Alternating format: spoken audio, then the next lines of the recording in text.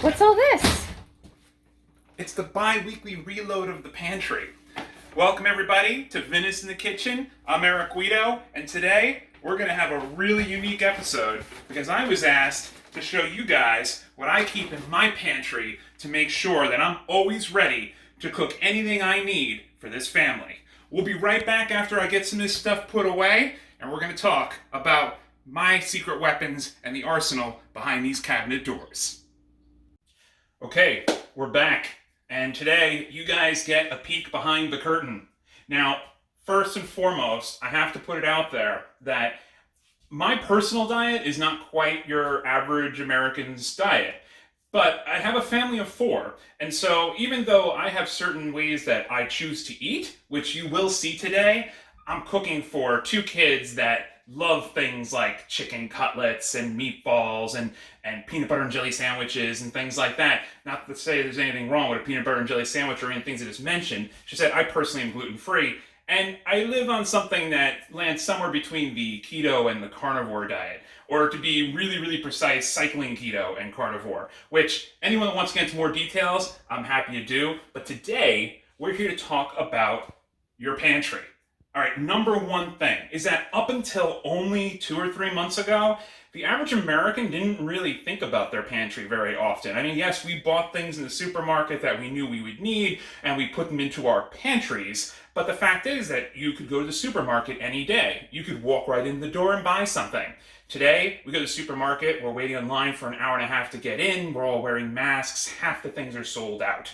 You guys are all experiencing the same thing I am. But what you probably also experienced is the first few weeks when this happened, when we all went, loaded up our pantries, and what did everybody have? A whole lot of pasta, right? Well, as time has gone by, I'm sure you guys have refined a little bit as well as I have. But one thing that I did realize is that these pantries became extremely important. Now, for me personally, many of the things you're going to see today, I kept in my pantry for many, many years because of the fact that I never knew what I was going to cook and what I was going to need to make it. And that's a big part about what today is. It's about showing you what I keep in my kitchen so that any night I came home, I could just whip something together. My wife can tell you that one of her favorite nights is that night when I don't feel like I have anything in the house to cook, and I'm forced to go to my cabinet and basically pull out a bunch of things and whip something up on the stove that was totally unexpected. Amazingly enough, those end up being some of the best meals we ever make. I'm sure you've experienced that too. It's kind of like Iron Chef in your own kitchen. So today, we're going to talk about the most basic, but then we're also going to get into some advanced, and then I'm also going to talk about some of my little secret weapons that I keep in the pantry. But first, let's start with your dry goods and the more basic items that you're going to keep in your pantry to make sure that you can keep a full functioning family eating. First and foremost, and the kids love this, as I mentioned to you guys, I practice cycling keto and I live almost entirely on the carnivore diet, and this is my shelf. But there is something that everyone can learn from this shelf, because many of the canned items on this shelf are things that make for incredible meals out of absolutely nowhere. First and foremost, everybody's going to have tuna fish in their cupboard, all right? But another thing that I also like to have is I like to have wild Sockeye salmon, because let's face it, we go to a fishmonger, we want salmon one night. Well, maybe they don't have it. Maybe we can't get there. Maybe it's too late. I don't know about you, but in my area, these places close at 6 o'clock. I don't get home from work at 6 o'clock. So, if I'm really in the mood for something like salmon, we have it right there. Great for making salads as well. Just as with tuna, you would whip up tuna fish. You do the same thing with salmon. Here's another one of my secret weapons, and something that the average American does not think about having in their cupboard. This is canned chicken breast. It's organic canned chicken breast. It's basically cooked in the can. Obviously, everything you have in here that's in a can should be BPA free. Always keep that in mind, something you should look for.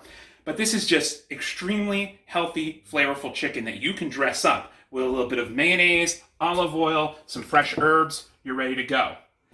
Other things that are extremely good in here and extremely healthy, sardines. I know sardines in the United States are not a common staple food, but it's something I use a lot, especially when I go back to my childhood, when I think about all of those nostalgic memories of eating things like pasta con sarde in the backyard.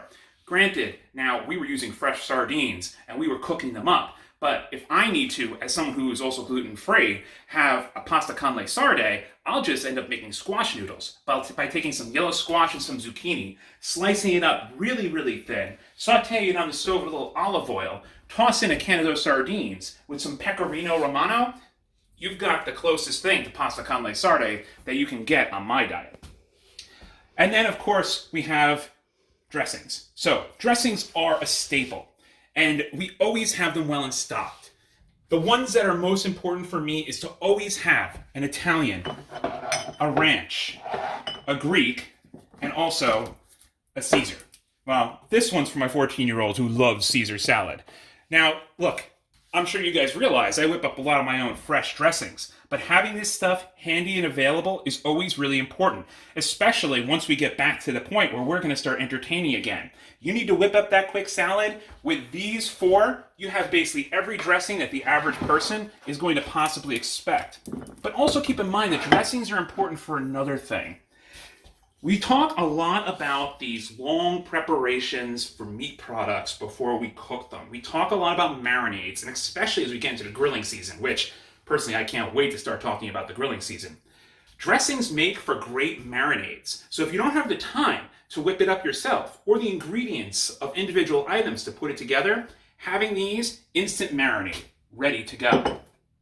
Now, as I go forward, please keep in mind, I did my best to try to organize this so we could talk in some method that is very constructive and organized and going from topic to topic, but I might skip around a little bit because some of these things cross, and in other cases, some of these things simply didn't fit in certain places.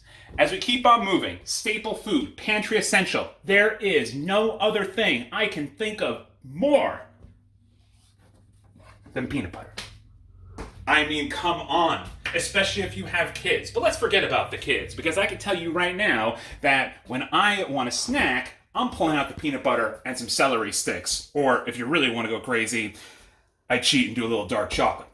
Another thing it's important to have in here, that I organized it in this way because it fits into the same area, is tahini. Okay?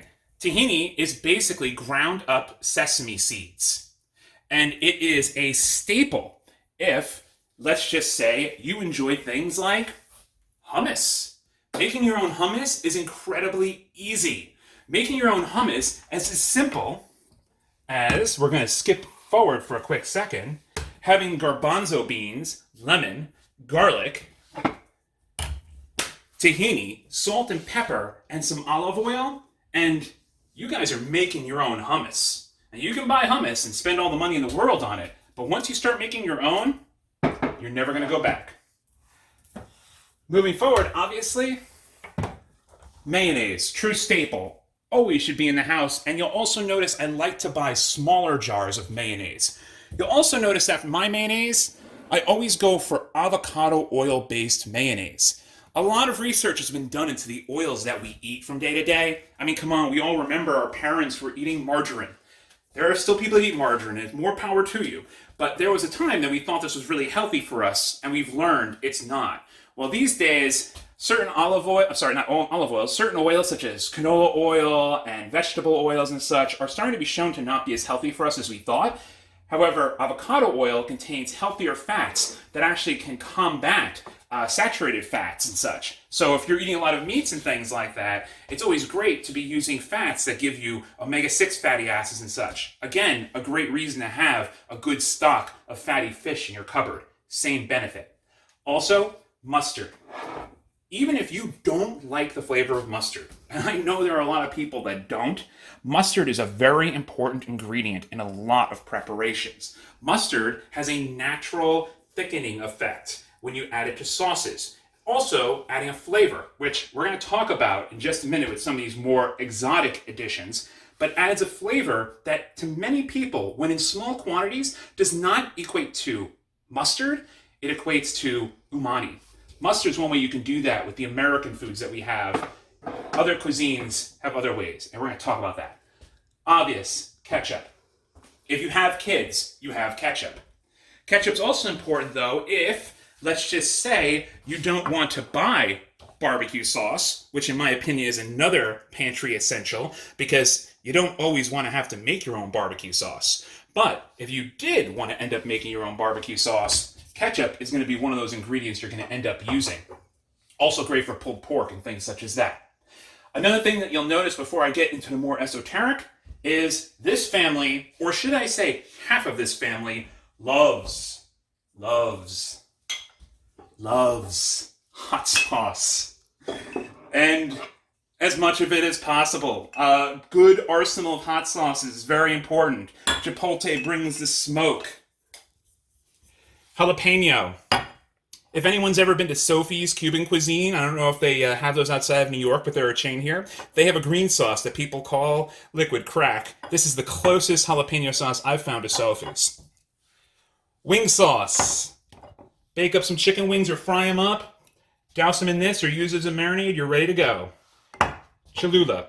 You know, it's funny, but out of all of the hot sauces on the market, I feel like these guys have separated themselves as going beyond being a brand and being a flavor that people simply want. And then, of course, the classic Tabasco. Don't discount how much Tabasco can bring to recipes. Even if you're not someone who likes hot sauce, just like mustard, Tabasco brings flavor, not just heat. A really good example I can think of with this is when I have bitter greens. So in southern Italy, in many parts of the country, people add a lot of spices to their food that the average American doesn't expect to come across. But if done right, it adds flavor, not necessarily heat. And the dish that this always reminds me of is whenever I saute up some broccoli rabe with some garlic, I always want to toss in a little bit of Tabasco. I mean, don't get me wrong, you can go classic and you can add in pepperoncini, which is another staple in my pantry. If you're cooking Southern Italian food and you don't have pepperoncini, also Greek food as well, then you're going to be missing out on certain flavors that you can find when you're eating these foods traditionally versus when you're going to get them in the average kitchen in America.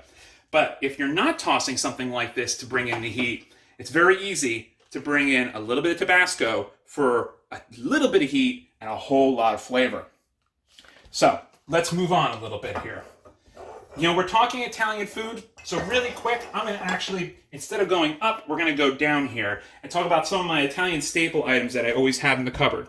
Yes, my San Marzano tomatoes. I talk about this in my meatball video.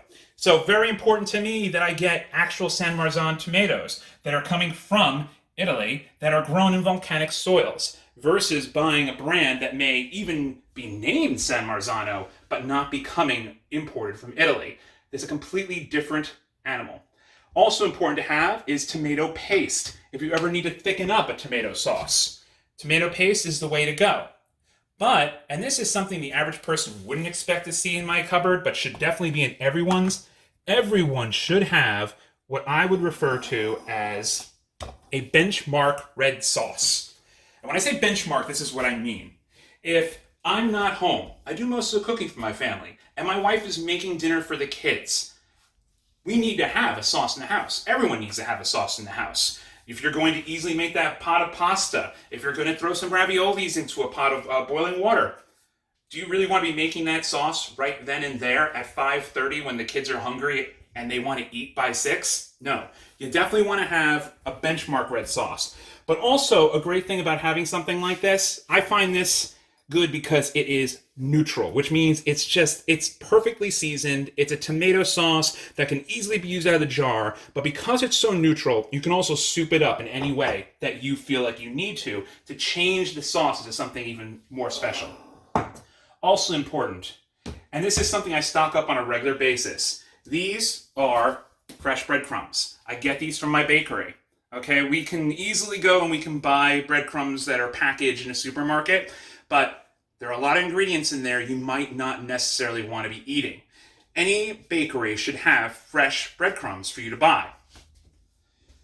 Also important is to have your cannellini beans and also butter beans. That's what these happen to be. But also for me, I love pumpkin because I know even when it's not fall, I love having canned pumpkin puree around to make all kinds of preparations. I mean, look, if maybe you're not making a pumpkin pie, you might be making pumpkin risotto. Maybe that's something I'm going to be doing soon. And then another staple, pesto. Look, not everybody has an entire garden full of basil to whip up fresh pesto. Having a jar of pesto in your cupboard means that that night that you don't want to do red sauce, you can very easily create a pesto sauce. What I'll do is I'll take a tablespoon or two of this and I'll mix it with some warm neutral stock, season it up with salt and pepper, and then pour it over some pasta dressed with some olive oil. Voila. So now let's bring it up to a little more of the esoteric from the average American household. Now let's bring it more toward Asian cuisine, which in my opinion can bring a lot of unique flavors to the dishes that you make, the sauces that you make, that a lot of people don't think about. First and foremost, let me get this out of the way. I have a good amount of seaweed in this house. And again, this goes right back to my diet. Seaweed is actually incredibly healthy for you. Now, I'm not saying that in this day and age that I'm making sushi for my family, especially my kids. In fact, you're not going to find me making sushi on a regular basis here. But what I do use these for, and what they're great for, is they're great for a really healthy snack. Seaweed is packed full of nutrients that you can't get anywhere else. And on top of that, if you are into the crazes with keto and things such as that, there are 0 carbohydrates in these. They make for a great snack, but then also one thing I'll do is maybe I'll take some of the salmon, some of the tuna fish, or some of the chicken that I whip up into a salad, and I'll roll it in like a sushi roll, add in a little bit of blue cheese or feta and some hot sauce. Got yourself one hell of a meal. But beyond that, this is a secret weapon. This is the secret weapon my wife doesn't like me to talk about. This is fermented fish sauce. And fermented fish sauce is one of the #1 things that separates most Asian cuisine from all other. This is like liquid umami. I kid you not. You want to be careful with the amount you use. It's pungent. And it doesn't really smell that great. I mean, I've been using this long enough that I've come to actually like the smell. But a few drops of fermented fish sauce into just about any sauce, including your red sauces, adds so much flavor and so much more depth than you could have without it. This is a staple item for any home chef's pantry. You just need to start experimenting with it, and you'll understand why. Another obvious one, soy sauce. Okay, soy sauce isn't just about having this in the house for those nights that I order Chinese food from my kids. Soy sauce is used in a lot of marinades, and as we get into grilling season, you're gonna want soy sauce in the house. Now, I, for one, always go for gluten-free. Not just because I personally am gluten-free, but because it simply doesn't need to have the normal gluten soy sauce in the house. There's really no difference in flavor, I guarantee you. Another one, talking about marinades. Oh my God, teriyaki. I gotta tell you, I put teriyaki on just about anything, and my kids go crazy for it. But the #1 thing that they love is when I marinate skirt steak in teriyaki and then put it up on the grill. The kids love it. Just be careful, because teriyaki tends to have sugar in it. And if you put it up on that grill, it can burn if you let too much of the sauce actually make it over to the grill. And then, of course, if you're going to be going for Indian cuisine or for Thai, you have to have coconut milk. If you're going to be starting to experiment with any of these recipes, this is one of the key components that you're going to need. But on top of that, there's a lot of other uses for this. Coconut milk in smoothies. Coconut milk in soups. Coconut milk brings so much richness and flavor while just being a healthy addition to just about anything you add it to. You'll be amazed. Everyone should be trying this out now. Some of the other stuff here we can breeze over to a certain degree. Obviously, we've got jelly for the kids. And a lot of the stuff you guys are going to be seeing now are also going to be items for the kids. Always have a nice stock of the classic cookies. Always. Classic. But other important things that are in here. And it's really funny because before I went in to do this video, I had to think to myself, what really are pantry essentials? And I came to realize I actually had a lot of them. So, I usually like to make everything fresh here, but certain things that are always really important to have, canned corn. canned green beans. I mean, you can't get more essential than this. When you run out of fresh and you run out of frozen, or if the power goes out, you still have gas on the oven, this is the way that you're going to keep your family eating healthy. Now, if we go down here, a few other things that are really just essentials for the family. Always have a selection of soups. I always go for the absolute classics. I want my tomato, the butternut squash, and obviously broccoli and cheddar. And then the stuff for the kiddies. Popcorn. Look, you can buy popcorn in a bag that's already popped, but there's absolutely no reason why you can't just do it yourself. This is so easy. 8 tablespoons of unpopped popcorn, 3 tablespoons of coconut oil, medium flame, large pot with a lid on the stovetop. While it's cooking over a medium flame, you're basically going to warm up some butter, salted butter, put that to the side. You're going to hear it popping. When you stop hearing it popping, it's done. You basically take the popcorn out, put it in a bowl, drizzle it with the butter. You've got popcorn, and you're paying a lot less than buying it bag for bag. Another thing to have. Granted, I am not a big fan of boxed pastas, but we're again in this age where there are times sometimes you just don't have time to cook for the kids. Having boxed macaroni and cheese is extremely important. Which brings me up here. Obviously more snacks, but now some real staple foods. Okay, we eat a lot of pasta in this house these days. We didn't eat it before, but there's certain ones that you should have and other ones you can kind of ignore. All right, so first and foremost, it's about space, it's about what people like. I find the 2 pastas that people want the most to be spaghetti and ziti. With these 2 in the house, you've got your staples. But also, I like to make a lot of risotto in this house. When I did my risotto video, I was telling everybody that borio rice is the #1 rice that I will use when I make risotto, and that's true. But my preference for risotto, if you can find it, is actually carnaroli. This rice has a little bit of a softer texture, can also very easily be used. You cook it up, you can use it, toss it into a salad. But I like it because it creates a great risotto bianco. A white risotto used with this rice versus the arborio brings a little bit more elegance and richness on the palate. Obviously, it's important to also have some stock rices in the house. Look, this stuff can't hurt to have. I believe it goes bad in about 5 years from now, so even if you don't use it immediately, it's right there. And then for that emergency situation, again with the kids, late at night, always have a couple boxes of something that you can just whip up really quick. Just make sure it's from a good brand, and if it can go organic, go organic. Following more now to kids, but I'm sure a lot of us love it too, granola. Granola is a staple. Now, what's really funny is this granola, I wouldn't usually have just peanut butter granola and espresso vanilla cream, although these are 2 favorites of the house. I would usually have a chocolate chip and just a plain. But you talk about some of the things that are hard to find these days since we've had the issues that we've had right now around the world. Regular granola has been really difficult to find. More snacks for the kids. Going more toward the pasta side and the Italian side again. Polenta.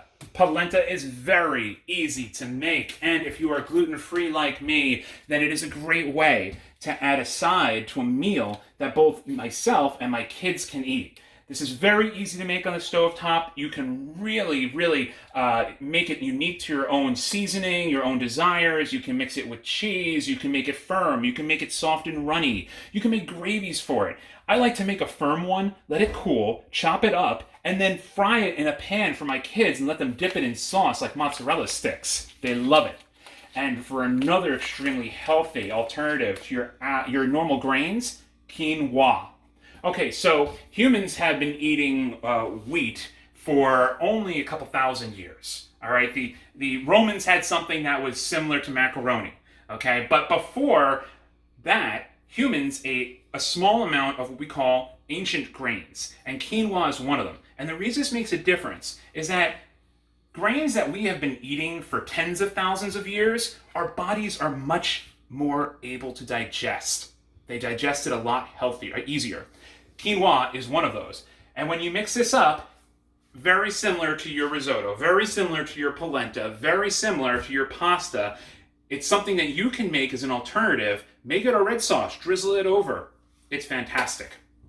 And then we get in more toward baking, but then also you should always have a selection of nuts in the house. Here's the great thing about nuts. Okay, number one, they're great healthy snacks. But number two, let's just say you feel like these have been sitting around the house for too long. We can very easily mix these up with some raisins, and you've got trail mix. Suddenly you have something the kids are definitely going to want to eat. Heck, you can even throw some chocolate chips in there, and then you really got yourself a treat. Now, talking about baking. Baking essentials in this house, very easy. I always will have cocoa powder. I will always have dark chocolate chips. I will always have all-purpose flour. Honestly, all-purpose flour, there are certainly reasons to have things like pastry flour. Let's say you're a master brownie maker or something like that. All-purpose flour, though, will get you through nearly every recipe you come across. Brown sugar, white sugar, or raw cane in this case. Baking powder, baking soda.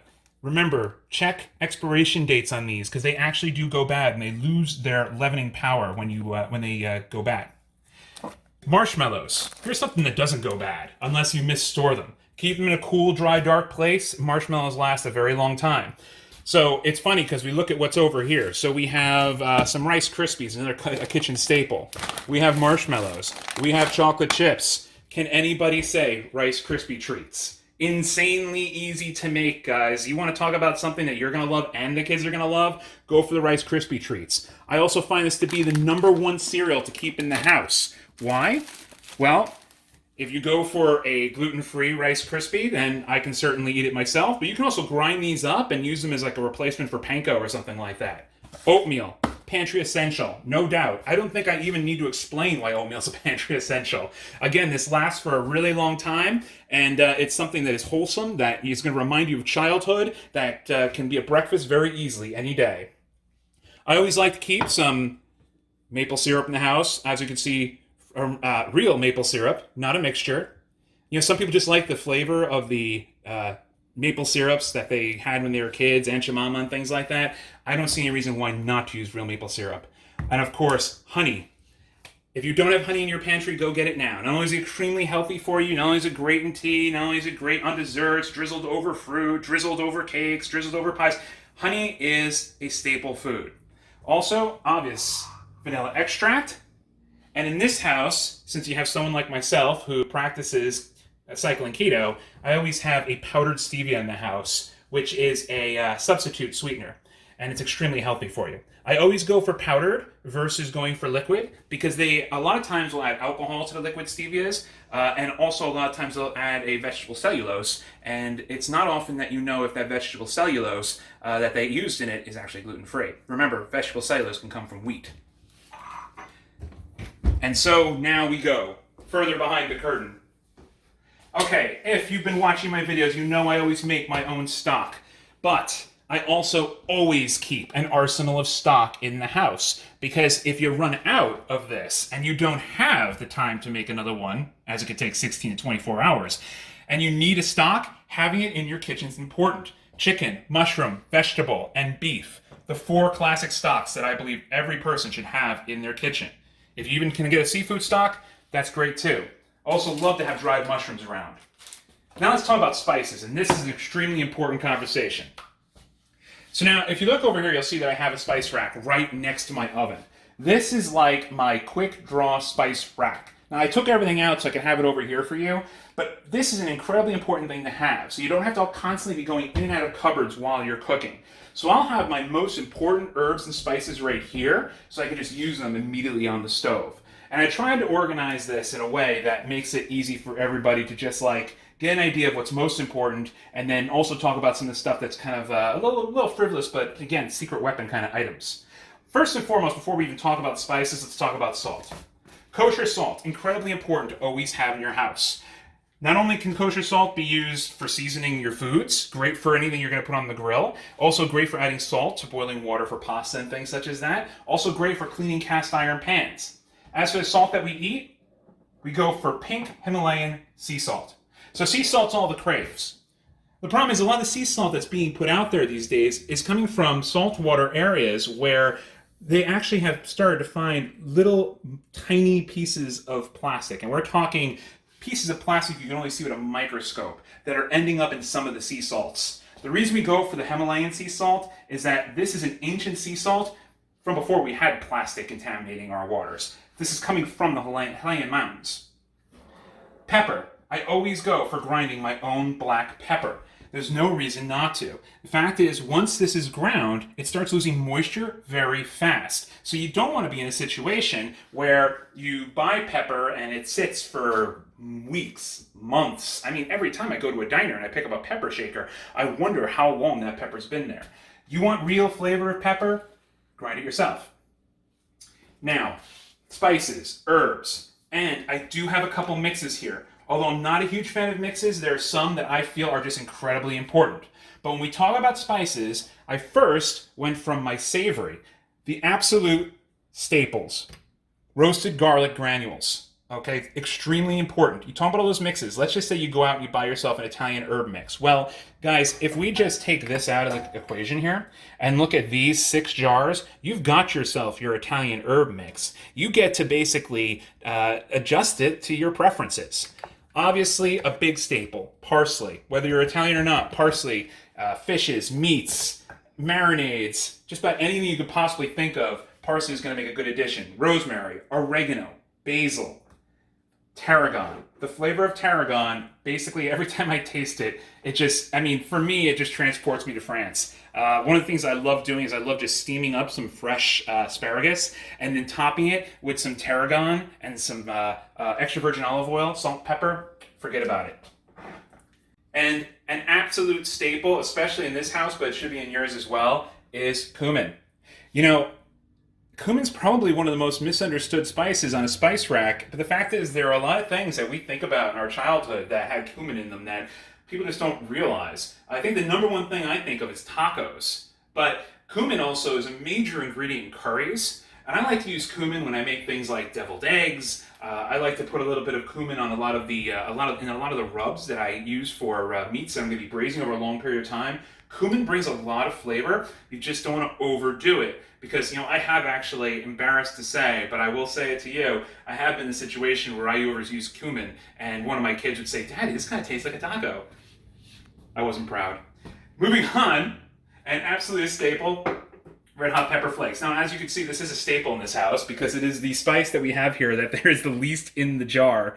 Again, if I'm in that situation where I need to spice up a bitter green or a dish that I'm making, any kind of lamb or anything like that, and I want to give it that little extra spicy flair, well, those are going to do it for you. But also, my kids love to use these for any time if they have any kind of pizza or anything like that. I mean, come on, if you're ordering pizza into your house and you don't have roasted garlic, oregano, and your hot pepper flakes, well, then you're in trouble. Moving on, onion and cayenne pepper, again, more on the heat side. And then we get more toward the baking side, cinnamon, allspice, nutmeg, clove. You know those pumpkin mixes that you see in the supermarket? You got it right there. You don't need to buy a pumpkin mix. There's no reason why you can't just mix it up very easy yourself. Juniper berries. Juniper berries are also great in marinades. They're also great in soups and stocks. They bring a lot of flavor. Turmeric. Turmeric is incredibly healthy for you, and it also, again, adds a lot of flavor. Another thing that you're going to find in a lot of curries and such, but these days people are taking turmeric in supplement form on a regular basis. The fact is, adding it to your food is going to allow your body to digest it a lot easier. And then something that also gets put into a lot of curry is cardamom seed. Flavor of cardamom seed is actually extremely difficult for me to describe to you. It almost has a sweetness to it. It almost has like a vanilla-y kind of quality to it. I love this stuff. I love this stuff over salads. I love this stuff over raw vegetables. I love this stuff over a little bit of yogurt. This is absolutely incredible, but also if you want to start mixing up your own curries, it's one of the number one ingredients you'll find. Which, talking about curry, brings me to the few mixes that I have in the house. First and foremost, you want to talk about Brie Numani magic mushroom powder. I talked about this in my braised pork shoulder recipe. This stuff is instant umami. Great for burgers, great for steaks, great for pork. Another thing, and again, I wish I had smell-o-vision, because smoked sea salt, if you're making steaks and such, having smoked sea salt on the table, you just made a lot of people very happy. This basically smells like you just opened up a grill. Herbes de Provence, another staple mix to have in the house. Simply so many times that you can add this to a dish. Another staple, and it was really funny because in part of preparing for this, I started asking a few of my friends what they consider pantry essentials to be, and I can't tell you how many said adobo. And I have adobo in my house. Now, I don't use this for a lot of my own personal recipes, but I can't tell you how many times I do use this if I'm cooking something up really quick for the kids and I need a quick seasoning that I know that they're going to love. Adobo is right there. Also great if you want to make a quick marinade for some chicken or if you want to roast up some potatoes. This brings the flavor. And then tandoori masala seasoning. This, for me, we talk about human catnip. This is like human catnip for me. Think of it like curry and have it transport you to India. Grab that can of coconut milk, start cooking, you're there. So now we're going to talk about one of my favorite topics, and that's olive oil. Or oils in general that are more for dressing and less for cooking. All right, now first, let me just say to you that while I have 3 extra virgin olive oils here, I actually have another 6 different olive oils downstairs in my cellar that are staying cool and waiting to be open. And there's a reason for that. For me, olive oil is a lot like wine. I like to look at olive oil from the perspective of tasting it. One's a little more green, a little more herbaceous, the other one has a little more heat. That's what I love about olive oil. These guys are actually made from 2 completely separate olive varieties, which, you know, going back and forth, having your own little taste test is great. But for instance, I love this for vegetables. I love this for steaks. And if you want something that's a little more of a combination of the 2, a little more of a general use olive oil, but of the higher level, obviously, I love going for a good Umbrian olive oil. I love the olive oils from Umbria. Also, though, beyond that, if you need something that's, again, a little bit of a secret weapon, truffle oil. This is basically extra virgin olive oil that's been infused with truffles. You can get white truffle oil, you can get black truffle oil. Let's say you can't get truffles. This brings the truffle smell, which also brings the truffle flavor, because remember, most of what you taste is actually what you smell. And then another thing I love to have, and this is avocado oil once again, but this is avocado oil in a drizzling extra virgin form that basically allows you to use it on salads and things such as that. Absolutely love it. Vinegars, another important staple for marinades, important staple for nearly any kind of cooking you can imagine. One of my favorite dishes is horta, which is basically almost like any kind of field greens that are whipped up really quick with a little bit of olive oil and then dressed with some vinegar. Vinegar is your friend and extremely important to have. If you want to basically have a selection that'll cover all the bases, I always like to have a sherry vinegar, a white wine vinegar, and then apple cider vinegar. Well, apple cider vinegar, in my opinion, is probably the one I use most for almost everything. It also has a certain flavor to it that some people just don't really like this specific flavor. I, for one, love it. I use it in nearly everything I cook. And now let's talk about oils that we can use for cooking. And this is where some people's kitchens are going to differ a little bit from mine. As I mentioned earlier, there's a lot of oils I will not cook with, all right? But there are other ones that I do use instead that are great alternatives and have amazing flavor. First and foremost, let me talk about the common basic olive oil. This is the olive oil I use for frying. Trust me, your grandmother making her Sunday sauce and all the trimmings was not using extra virgin olive oil for frying. Okay? For frying, you want to use regular, straight, just olive oil. Don't need extra virgin. We want filtered olive oil. We want a clean, good olive oil that's not going to burn when we put it over high heat. Another staple, ghee. Ghee is basically clarified butter. It's butter that's had the milk fats removed by slowly cooking them out, which basically raises the smoke point and allows us to use this at much higher temperatures. This is, again, a staple for Indian cuisine, but I use it for nearly any time I would normally be using butter. Avocado oil. This, again, is my high heat oil. Avocado oil is extremely, extremely healthy for us and does very well for searing and for frying. Coconut oil. Wow. I mean, I cannot even begin to go through all of the different health benefits for coconut oil.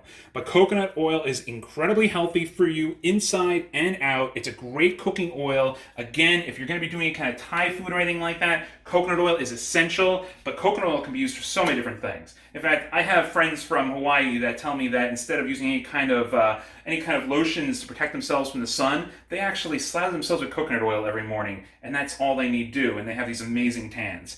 Really good for your skin, is I guess what I'm trying to say. Also, if you find yourself with a sunburn, coconut oil, I know it sounds crazy, good lathering of coconut oil over your burn, go to bed, next morning, wake up, you'll see what I mean. And then I have a extra virgin olive oil that is not meant for high heat cooking, but is the olive oil that I will use while I'm sauteing up those bitter greens and such. We're talking about medium heat here. We're talking about wanting to bring the flavor of extra virgin olive oil without burning any of the particles that you're going to get in the higher end extra virgin olive oils. And then basically having your dish as you wanted it without having to go down to the lower level. And then obviously I have canola oil, and I know everybody here probably heard me in the very beginning, if you've made it this far, talking about how canola oil isn't really as good for you as everybody used to think it was. Another alternative would be grapeseed oil that you could have, which takes it to a little bit leaning more to the healthier spectrum. The reason I have this in my house is this is what I use to clean out my cast iron pans after I've used them. A little bit of that kosher salt with some canola oil over a super high heat. This is also what I use to clean the grill. And I know there are probably going to be a lot of people who are going to be like, oh, why is he all not happy on the canola oil? But the reality is this is an essential, but it's an essential for reasons you might not necessarily think. And that is that.